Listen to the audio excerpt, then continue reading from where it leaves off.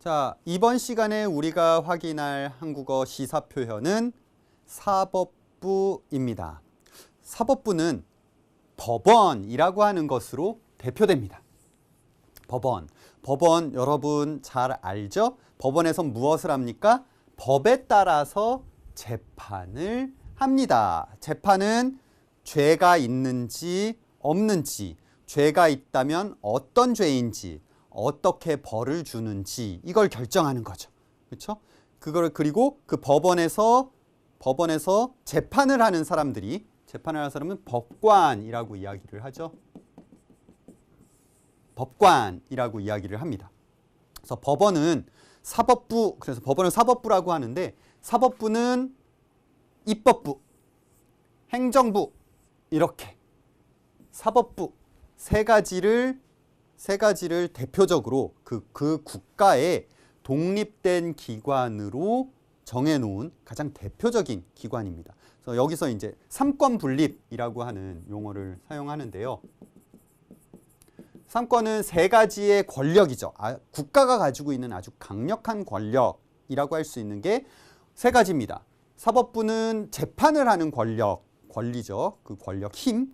그리고 입법부는 법을 만들어내는, 그러니까 사법부에서 기준이 되는 법을 만드는 권력을 가지고 있죠.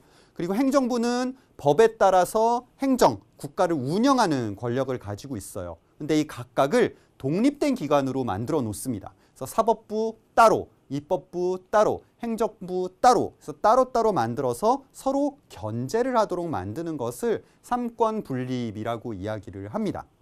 그래서 이 세 가지는 각각 독립된 기관으로, 국가기관으로 존재를 하게 됩니다. 그래서 사법부의 법관은 마음대로, 대통령이 마음대로 그 사람을 그만두게 하거나 물러나게 할 수가 없습니다. 누구도.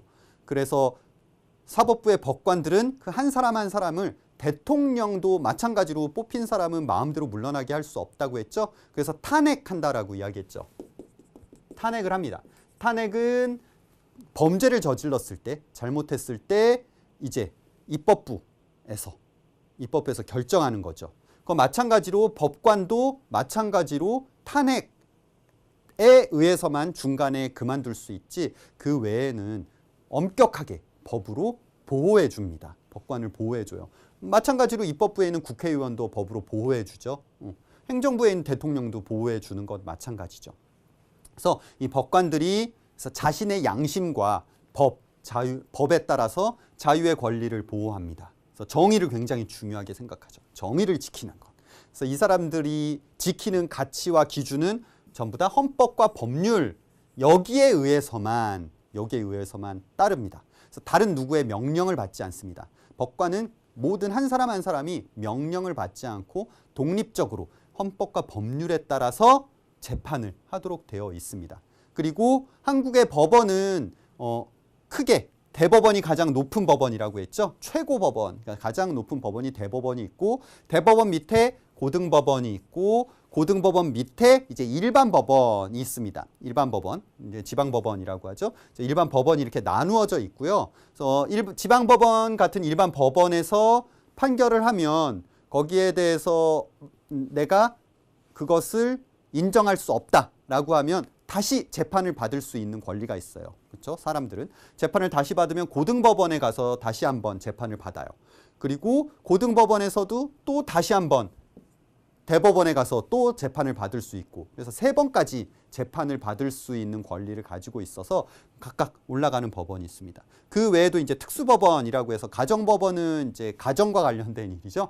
결혼, 이혼을 하거나 뭐 가정에 문제가 있을 때 가정법원에서 처리를 하고, 특허법원은 특허와 관련된 일이죠. 누군가 발명을 하거나 새로운 걸 만들었을 때 그것과 관련된 것. 이제 행정법원은 이제 행정과 관련된 여러 가지 소송이나 일들을 관량하죠. 그래서 여기서 이제 소송이라고 하는 것을 하고, 소송은 이제 재판을 하는 것을 소송이라고 이야기를 합니다. 그래서 소송을 하다라는 표현을 써요. 이제 법원이라고 하는 곳에서 그 소송을 맡아서 재판을 하고요.